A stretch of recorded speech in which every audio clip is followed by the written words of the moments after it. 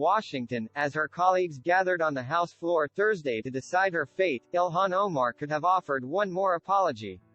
Instead, the Minnesota Democrat spoke to what she saw as a larger injustice, the silencing of a black, Muslim woman herself. The Republican-controlled House voted along party lines to remove Omar from the House Foreign Affairs Committee over previous comments she made about Israel that members of both parties viewed as anti-Semitic. Is anyone surprised that I am somehow deemed unworthy to speak about American foreign policy?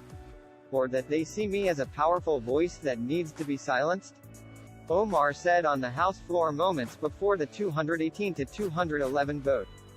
Frankly, it is expected. Because when you push power, power push. Sign up for the On Politics news. I am an American, Omar, who had been on foreign affairs since she arrived on Capitol Hill in 2019, said in her floor speech. An American who was sent here by her constituents to represent them in Congress, she continued. A refugee who survived the horrors of a civil war. Someone who spent her childhood in a refugee camp. Someone who knows what it means to have a shot at a better life here in the United States. And someone who believes in the American dream and the American possibility and the promise and the ability to participate in the democratic process. Even in a chamber that has grown increasingly partisan, the debate leading up to the vote on Omar felt visceral. Republicans accused her of being anti-Semitic and anti-American, undeserving of a seat on the House committee that helps shape U.S. foreign policy. Democrats vehemently accused Republicans of a racist double standard for not sounding outrage when GOP officials make similarly offensive comments.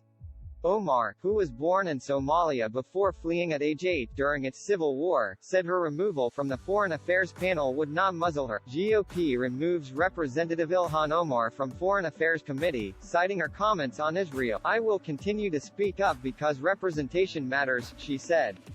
I will continue to speak up for families around the world who are seeking justice, whether they are displaced in refugee camps or they are hiding under their beds somewhere like I was waiting for the bullets to stop. McCarthy vowed for months to remove. Omar faced backlash from members of both parties for controversial statements she made in 2019 and 2021, with Republicans threatening to punish her but unable to do so in a chamber run by Democrats. Omar suggested in the 2019 remark that Israel demands allegiance from American lawmakers, adding that a lot of our Jewish colleagues, a lot of our constituents, a lot of our allies, think that everything we say about Israel is anti-Semitic because we are Muslim.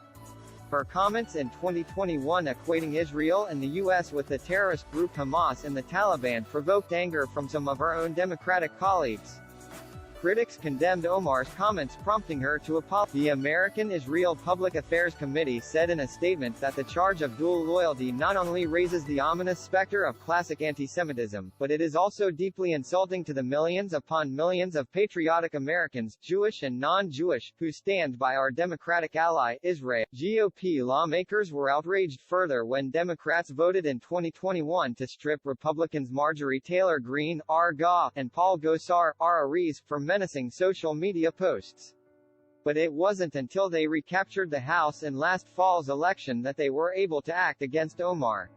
House Speaker Kevin McCarthy vowed last year, prior to the 2022 midterms, to remove Omar as well as block California Democrats Reps. Adam Schiff and Eric Swalwell from their Intelligence Committee posts. Speaker McCarthy engaged in weaponizing of political abuse.